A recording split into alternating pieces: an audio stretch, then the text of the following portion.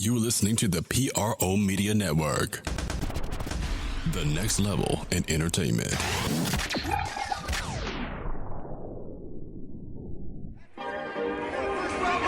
go, baby, from the top. 1, 2, 3, 4, 5, 6, 7, 8, 9, 10,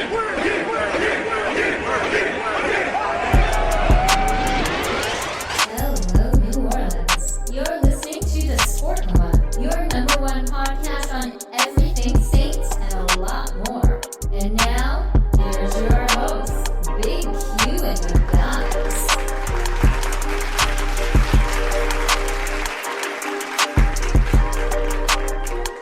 Welcome. You're now rocking with the Sports Coma, Big Q and the guys. And we have intense, entertaining, educating, enlightening sport talk from your favorite sports fan, man. Podcast episode 378, man, is underway. I'd like to thank all y'all for joining us here on the Sports Coma. And for those who don't know, we are the number one independent Saints podcast in the land, man. Welcome aboard, peeps. And on today's Sports Coma, man, we're going to be talking to you guys about, some different topics on podcast 378. So give yourself a round of applause. That's right. Give yourself a round of applause for joining us today on the Sports Coma. That's a round of applause for you and Yerms as we consistently sit and talk about the Saints. And we are the number one independent podcast in the land covering the black and gold. I'd like to thank you guys for joining us here on the Sports Coma. We are podcasting out through Spreaker, and we are attempting to live stream on YouTube as well. We have issues with our live stream right now, family. So this is actually a pretty good show that we have for you today. We'll talk about some different news item dealing with the Saints. We'll cover the preseason information, actually training camp news. We'll go over with you with some dates on that and a little preseason information if you hadn't already heard. Also, we'll talk about a few other topics and stories that came out. In particular, Bridgewater says his best opportunity for him to grow is to be here in the Saints, with the Saints. And remember, Teddy Bridgewater was a fellow that had an opportunity to head to Miami to play with the Dolphins. He could have really went out there, had the starting position, made more money and everything like that. But he fell in love with the culture down here in the city and decided to ultimately remain here in the city. And who could blame him? I mean, I cannot blame him in the slightest for making that decision, because a lot of people, they don't understand, man. It's football and it's football. And when you come to New Orleans, it's a whole nother thing. You get encapsulated by the city and the food and the culture of area. That's what I'm saying. They're for people, free agents out there, you're sadly, if you're not coming to New Orleans to play football or basketball, you sadly really underestimating the region. The best food in the world, beautiful sights down here, festivals, all kind of stuff. There's always something going on in this great region down here. And we're comparable to places like Los Angeles or New York with all of their massive and great cultural attractions as well. But we have ours, and it's very unique in its own right and deserves to be up there with those top places. But we'll talk about Teddy Bridgewater in more in depth. We also have Akiem Hicks. This is an interesting one from Akiem Hicks. Now, we had Akiem Hicks with the Saints for multiple years. Matter of fact, he was drafted by the Saints in the second round some time ago out of Canada. He was from the University of Regina. Yeah, I said Regina, not the other word. Get your mind out the gutter.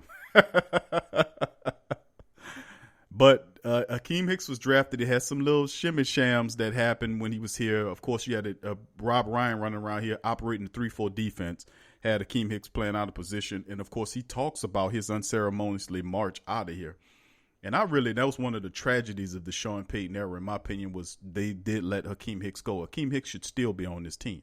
Him and Malcolm Jenkins. Those were two terrible free agent decisions that they made, trying to outsmart each other and ended up screwing up the position because we really didn't bounce back until we got Sheldon Rankins. But imagine if you had Sheldon Rankins and Akiem Hicks sitting next to each other. How great the Saints would be defensively. So that was a really problem. But before we get into that, we're going to talk about that more in depth. And then we're going to talk about surprise starters for the black and gold coming in this year. And that is the Sports Coma question of the day to you guys. Is who do you think some of the surprise starter is going to be? Who is a surprise starter? I don't care if it's offense, defense, or special teams. Name them out to me. Tell me in the comment section, who do you think will be a surprise starter when the season starts? Who's your surprise starter? And, of course, who's next up to get paid for the Saints? We have Cam Jordan. He got broke off. Mike Thomas right now is working out something going on with him as the Saints are trying to get him together. And then ultimately, who's next? What's the next domino to fall as the Saints continue to try to lock up that core, very special talent, that Super Bowl laden young people that can kind of help the Saints move forward. That core is what you're trying to build around. We'll cover all that today on the Sports Coma. Now let's get right into it. The first topic up is about the Saints and opening their training camp and all of the dates that involve. Now you got about a month away is when the Saints first come into the camp. Now, the rookies are going to report on July the 18th to the Saints training facility in Metairie. And then the veterans come a week later, July the 25th.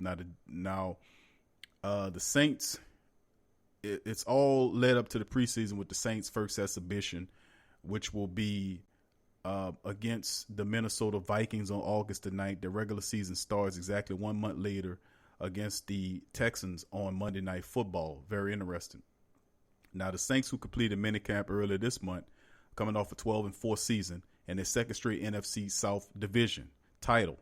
Now, we already know what happened against the Rams in the 26-23 overtime game, what ultimately happened. But the Saints are a team that's looking to kind of at least bounce back and get some stuff done this year. And with those dates, with the Saints having to report on July 18th, the rookies, and then the veterans on July the 25th, that will start what is considered the Saints off-season, really big off-season, into moving things ahead. That's why I'm really excited, to be quite honest with you too, family, is the fact that the football is almost here. It is really almost here. A month, and then the training camp starts, the big camp starts in a month, in the middle of July, and that's when you really start paying attention to some of these players, and I'm pretty sure the Saints are going to bring in some more help as well to other positions, possibly the defensive end, the reserve defensive end position that I've been talking about. I think that deserves some looking at too. Moving on to the next story, which was the Akiem Hicks story. Let's get into that story.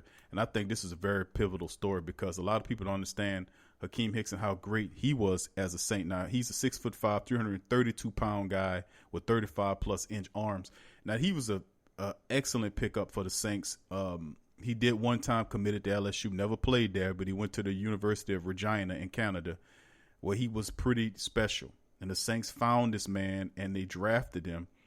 And his quote was, "I thought I was going to be a Saint for life." He told The Athletic, "I'm going to play here for 10 years and they're going to put my name on a banner in the stadium." That's what his thoughts was. And it was a welcome career shift for Hicks, who previously worked in call centers and grocery stores. Could you imagine a guy that big working in a grocery store and call center? I mean, good Lord. But it took an ugly turn for Hicks in New Orleans. He was traded back in 2015, which was proved to be a difficult experience, but he described the absolute lowest point of his life. And he'd done everything possible to be a good teammate and a good asset. So he kind of got bitter toward the Saints. He says Hicks sought out the leaders in Saints locker room to show him how to be a professional. Jonathan Vilma was back then. And he said he was puzzled by the position switch the Saints forced on him, which means he's forced him from being a defensive tackle to defensive end. That was absolutely the drunkenness of Rob Ryan. Rob Ryan do a lot of stuff right, but Rob Ryan do a lot of shit wrong too. And sometimes you got to call the bullshit out on what it is. And I was lambasting Rob Ryan in this foolishness that he was doing. Had Akiem Hicks that he did yield results the first year, but they dramatically fell apart because Rob Ryan's not a disciplined player, and his the disciplined coach, and it showed in his defense. At first they looked well, and then it slowly deteriorated and fell apart. Breakdowns and all this kind of stuff. And it lends to the fact that he was doing a lot of silly stuff. He had players like Akiem Hicks playing at defensive end. Akiem Hicks is not a defensive end. he is a defensive tackle. He was bestly in the middle of the field. I mean, the middle of the line. But he didn't do that. They moved him to defensive end. This is around the time when they had Will Smith, who was a defensive end. They converted him to an outside linebacker. Tell me how stupid and drunk you must have been to do that. Not to mention the fact that guys like when they drafted guys like Hiloi Kakaha, who was a defensive end out of college with 19 sacks, they brought him in and converted him to an outside linebacker. Never played the position before. The man was absolutely drunk and foolish. So, I mean, it was one of those things that you got to look at, man, when you talk about the New Orleans Saints and some of the moves that they made. Now, he said, quote, in our defense at the time, they were trying to put him on the edge and be more of a speed rush as opposed to using leverage in hands and power. That wasn't really his thing. It was frustrating. Like, this is silly. I love when he would bull rush. I would say, just do what you do best. We'll figure it out. So it's almost like he's saying they were hamstringing him. That's a real interesting perspective from Hicks. Real interesting perspective, if you think about it. He's basically telling you that they were hamstringing him. You know, that's pretty much what this is.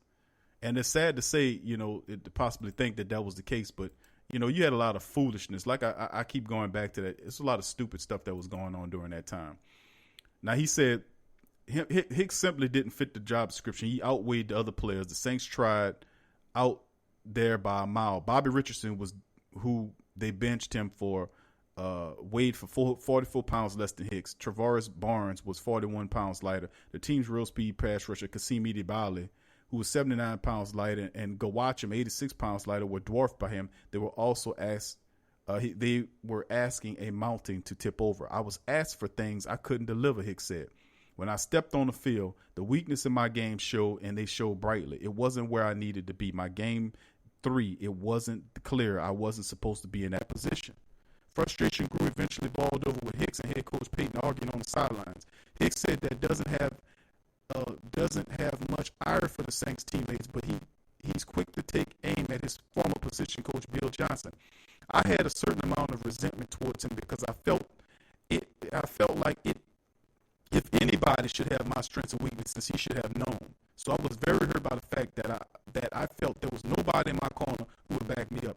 Bill Johnson was basically collecting checks for a long time with this team. Bill Johnson was a very overrated defensive line coach, and he was when we was doing the sports coma during this period of time. I called for the firing of him. I called for the firing of Rob Ryan. I called for the firing of Bill Johnson and the firing of Joe Vitt. Those 3 guys, they needed to get off this goddamn team. They've been here for too long, and they were old and used up. That was my mentality. That was my perspective. That they needed to go. We needed fresh talent. In comes Ryan Neeson much later. But this is what he was saying during the period of time, and we were on the show yelling, "What the hell is this guy playing defensive end for? You know, what is he playing defensive end for?" Now, he says there was some logic in the Saints wanting to get their best players on the field together, but lining Hicks up so badly out of position neutralized him. It was one of the number of missteps the Saints defense made this year, which they tried to juggle with 2 coordinators and Rob Ryan and Dennis Allen. Remember that? That's the kind of foolishness the Saints was doing during that time. They ended the season with a league record 45 touchdown passes allowed. Ryan was shown the door a year later. The staff, the Saints shackled him too. Johnson, Vitt, and various assistants were all jettisoned. That was the perfect fit. Dennis Allen comes in, and he basically, you know, was an advisor over, you know, with Rob Ryan. We knew ultimately that's what he was going to do. He was going to walk Rob Ryan out. Because that's what Rob Ryan does. He goes somewhere the defense is good at first, and then they slowly dwindle to nothing because it sets in as the discipline of the coach. Those defenses or you can't expect the defense. Now it will mirror what the coaches are. If you got an undisciplined team, an undisciplined coach, you'll have an undisciplined team. Like we said in basketball nomenclature when we're dealing with the New Orleans Pelicans about Elvin Gentry. They can score 126 points a game, but don't have no defense. They allow 127 points a game. What good are you doing running them like this for? And you're not neutralizing the defense. You're not teaching balance principles because you're weak in that area. At least get somebody who can counterbalance you. That's a pretending to be. We're just going to outrun our mistakes. But this was kind of foolishness that the Saints were dealing with, and I'm glad they finally got over it. But this was a major mistake. Malcolm Jenkins and Hakeem Butler should have been long-term Saints. They should have been long-term Saints. And this guy, he was an absolute monster. Bill Johnson, to me, was always a garbage coach. Let me go on record. I was saying it then, and I'm saying it now. Bill Johnson is old and dried up. So is Joe Vitt, and those guys. I'm glad they got the hell out of here because they were taking up space here. They served their purpose, and it was time for them to get the hell out of him. Him and McMahon, all of those guys. I'm glad they're gone. Now, he said that there's no taking back the mistake the Saints made with Hicks, but it was a valuable, painful lesson how important lining up the persons properly in their proper positions. See, that is something that we were yelling at during the sports coma. We'd have to go back and find that show and play it. But that's what some of the crap that we was yelling about then about Akiem Hicks being played out of position. Why the hell are you playing this man out of position? He's 330 pounds. He should be pushing the center of the center of the defensive line. He should be in the center of the line, causing problems for everybody. What's up, Audit? How you doing, brother? But that's the whole craziness about what was going on with this whole movement dealing with the Akiem Hicks situation. So when you look at it in retrospect, most of those coaches, and I'm glad they're gone, man. I'm going to just be honest with you. Bill Johnson, Joe Vitt, all those old half-dead-ass coaches, I'm glad they were gone. Rob Ryan, they brought in Dennis Allen. We knew they was going to walk Rob Ryan right out the goddamn door. And that's exactly what they did. And I'm glad they did walk his ass out the door because we didn't need incompetence that great. Okay, the next topic we're going to go to now, we're going to talk about the Saints, dealing with Teddy Bridgewater. Teddy Bridgewater, for those who don't know, Teddy Bridgewater, his whole situation was very unique. The Saints decided, listen, man, what we're going to do here is we're going to bring this guy in here. We're going to bring him in here. We're going to try him out. Try him at the position. The Saints knew, matter of fact, let me span back a little further. It was a time when Sean Payton was actually considering drafting this man, actually drafting him, bringing him into the team, bringing him drafting Teddy Bridgewater the year he came out. He was really sought after. So, but it ultimately didn't happen that way. Minnesota ended up getting him. To be quite honest, Minnesota got him. And we already know what happened with that. Him coming out of Louisville. He was able to, win Rookie of the Year, took the Minnesota Vikings before he got hurt deep in the playoffs a couple times. So that was the player that Teddy Bridgewater is. Ultimately, he got hurt, microfracture, surgery on his knee. And what it ended up happening to him now is if you look at him coming back, it took a while for him to come back. He ultimately landed with the Jets. And in the backup capacity, the Saints made a trade for him to bring him here. And ever since then, he's been here. Now, I've said this, and I keep saying this about the New Orleans market, about our area. And I said it early in the show, and I'm going to say it to you again, is that for whatever reason, it's the idea that the New Orleans market or the New Orleans area is not good enough to bring in some of the top free agents in football or basketball. But I'm going to tell you what, I'm dispelling that bullshit because we have the best food in the world down here. None of them other people can play with us when it comes down to this food. Last time I checked, you got to eat to live, Jack. New York can't play with us with this food, and damn sure I know Los Angeles can't play with us when it comes down to this food. When it comes down to food. Plus, we always have something going on. We got great weather down here. We got beautiful sights going on down here. And we got our problems. Yes, we do, but so do they. Everybody else do. They got their problems. California is a beautiful place. Trust me, I went out there. I seen it. It is gorgeous. But the land shake.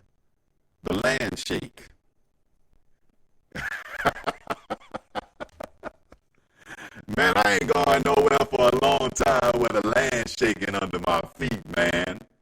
See, well, you got to go further south, bro. You got to go to San Diego where the land don't shake. Well, guess what, partner? If I want to see some good sights, you got Los Angeles, you got all other cities. But, no disrespect, man. I got love for Cali and New York. They're both very nice areas. Miami, all that. But it's this whole thing about free agent destinations and about where, these guys want to go. I mean, look at OKC. What the hell could you do to get somebody to go to Oklahoma to play for the Thunder? Come on. What you going to tell them? What you going to sell them on? Well, we got the best barbecue sauce. We got the best steaks. I mean, come on. That's what I'm saying about our stuff.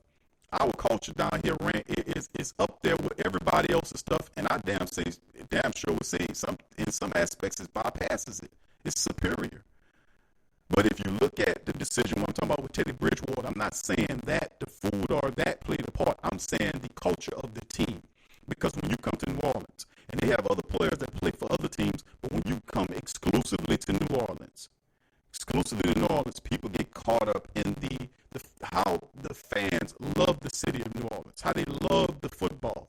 It don't matter if you whatever political affiliation or genre group that you subscribe to. It don't matter. When we get in that dome, we all family members, and that's why I love the Saints and football and basketball like I do, because it bridges gaps, man. It bridges gaps in situations. It's things that happen between peoples. We for a Sunday or for a time, we put it all aside. We put our black and gold gear or our red and blue gear if you're a Pelican fan on.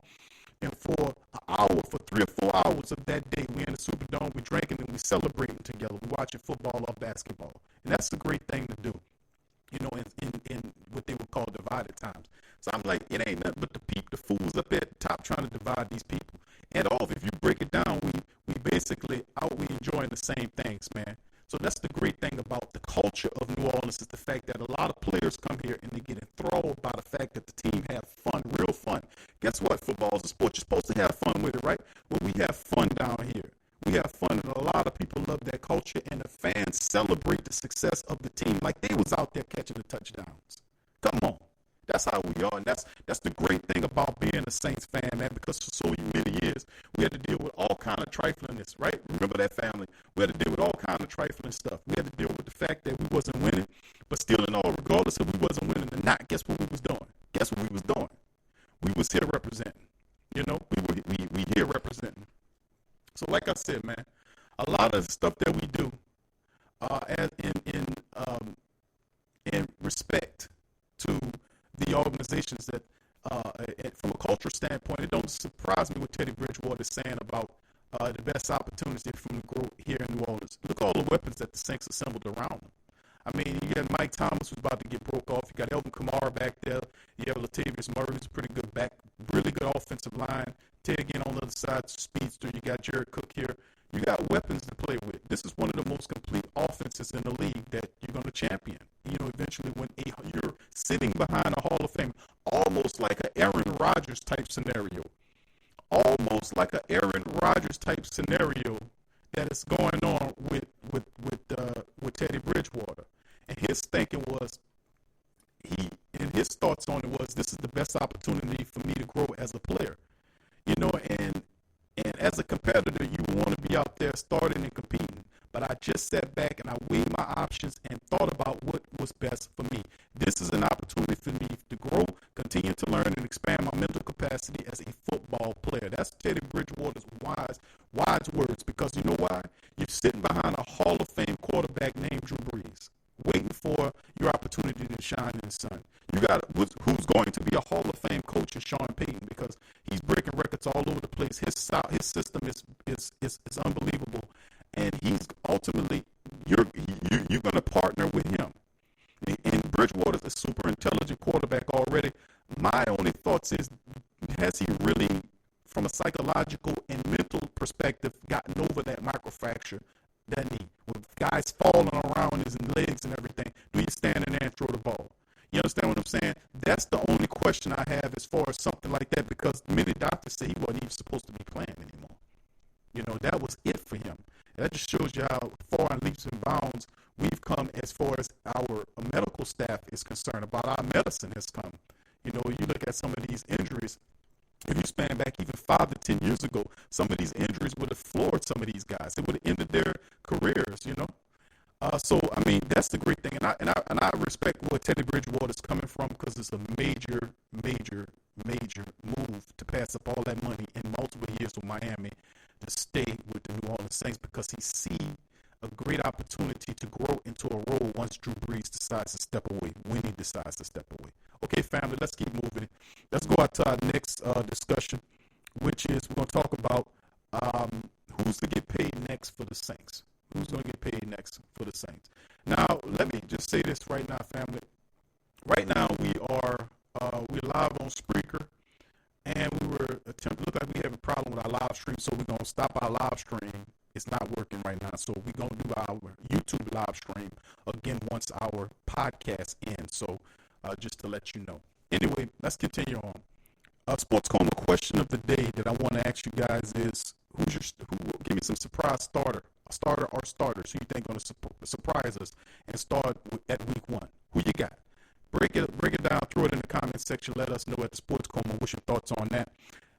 And if you and why I might as well say it right now while I got an opportunity to stop before I go into my final topic is if you haven't already hit the subscribe button, hit the subscribe button. Subscribe to the show on Spreaker. Subscribe to it on YouTube. If you aren't already a subscriber, hit the notification button to get notified and the thumbs up button to draw more people like yourself into the conversation so we can have a big old conversation to talk about our black and gold family. Now, moving ahead, the final topic of the discussion we're going to talk about is the next big contract, the next shoe to drop for the Saints in terms of who's going to get paid next. Now, of course, we know about Cam Jordan's $75 million contract and the fact that Mike Thomas is looking for $22 million. We know about that, and that has yet to be resolved. But a few people are on the Saints got a bevy of different guys that's looking to get paid. Now, this is the list that this is coming from, another story where it's basically laying out. But you got a few guys. Now, he's already locked down Cam Jordan. He's already messing with Mike Thomas, trying to get him done. And they have a number of very tough decisions to make in the next few years. Now, starters, David Onyemata's on the list, Von Bell, Zach Line, Eli Apple, Andrews Pete, A.J. Klein, or a handful of others, and Drew Brees himself, which we had to talk about that on the live stream. So Mickey Loomis got his job, his hands cut off for him over the next 2 or 3 years. I mean, core pieces of the team is coming up. That's going to be free agents, approaching free agency. You want to get this done in maybe the last year or 2 of their deal, so that's something they don't face going ahead into the next round. Now, some of the stars, the really big moves, guys, is Elvin Kamara. A lot of people saying that he's the next to go. Now, since he's been in the league, he took the league by storm. It's hard to remember that this man was a 3rd-round pick in 2017. Did we forget that? Did we forget that he was a 3rd-round pick? That Alvin Kamara was a 3rd-round pick. Did we forget that? That is unbelievable that we got this guy and he was just a 3rd-round freaking pick. He won Offensive Rookie of the Year. He earned a trip to the Pro Bowl with 1,900 all-purpose yards, 14 touchdowns, was 2nd in the league. He proved that he could take on the role as a feature runner in 2018, leading the Saints with 883 yards on the ground while adding another 709 with 81 receptions and 18 touchdowns, which is a franchise record. Kamara, who then was 24, he would be 24 years old, one of the most dangerous and versatile offensive weapons in the league, and his contract is up at the conclusion of the 2020 season. We got to get that done. Another guy, Marshawn Lattimore, taken 11th overall in 2017. He was an instant starter, had 5 intercept passes, and would lock down some of the best wide receivers, Julio Jones and the like. The man was a rookie taking these guys on. I absolutely love Marcus Lattimore and what he brings to the team. He struggled a bit in 2018 because, come on, he has that, but most of the time, this man he's doing terrific work out there. He's doing terrific work out there and shutting people down. Love this guy. He's next up. Another great player that the team looking at, Ryan Ramczyk, 32nd overall pick in 2017. Started from his rookie year, missed just one start in 2 years. After opening 2017 at left tackle, replaced injured Teron Armstead. He moved back to right tackle, and after Zach Streif was hurt, and he's been there ever since. Now, he was NFL all-rookie team. He even had the Pro Bowl, played at a Pro Bowl level ever since, and he's considered one of the top young offensive linemen in the league. Devastating run blocker, terrific pass rusher. Ryan Ramczyk, 25 years old, absolutely awesome. He's another guy that's on the list. Sheldon Rankins, picked 12th overall in 2016. He showed some promise, struggled a bit early on, but ultimately really took on the Pro Bowl form the last several years. And he's been absolutely terrific. Now, you can say he benefited by having some really good veterans to be playing behind him, playing next to him, like Nick Fairley, who really helped his game out, stuff like that. He had Big Tony that was down here, too, that was a pretty good defensive tackle in his own right. So he's 25 years old. He's blossomed to one of the young up-and-coming defenders. He's a guy coming off Achilles surgery.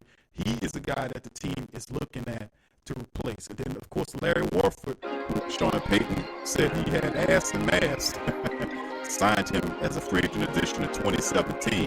And he's proved to be nothing but spectacular at the right guard spot, right next to Ramczyk. Devastating run blocker, played excellent Pro Bowl replacement over the last couple of years, and he's just 28 years old, scheduled to be an unrestricted free agent in the 2020 season. Then there's DeMario Davis, Alex Anzalone, all these guys are coming up, and of course Teddy Bridgewater got 1 year left of a $17 million contract. Where you gonna get all this money from, man? But that'll do it for the show today. If you like the show, share the show. Put us on the Saints board that you like to go to. Share us on Facebook, Instagram, Twitter, whatever. Wherever you socialize, bring Sports Coma with us. Like, thumbs up, hit the notification button, and subscribe if you're not a subscriber. Thank you for listening to the show. Peace.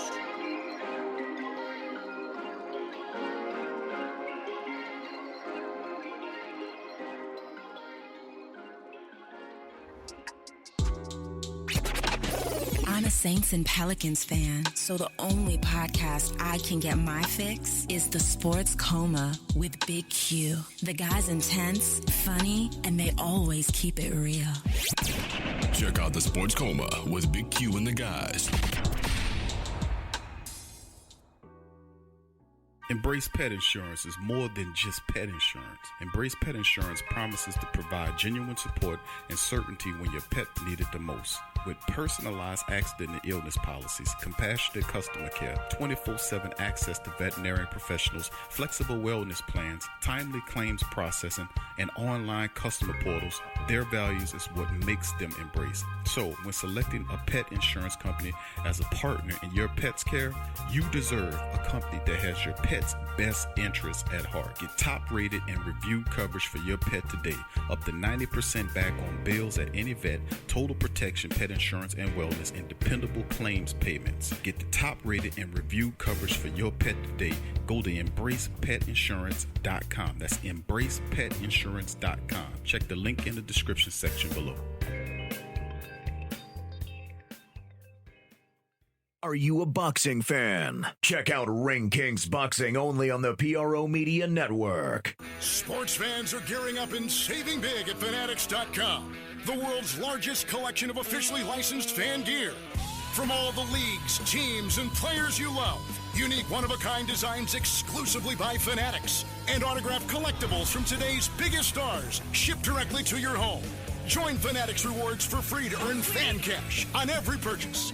Shop now and for a limited time, get 20% off all orders. Fanatics.com, officially licensed everything. Hit the link below and rep the black and gold today. Who that?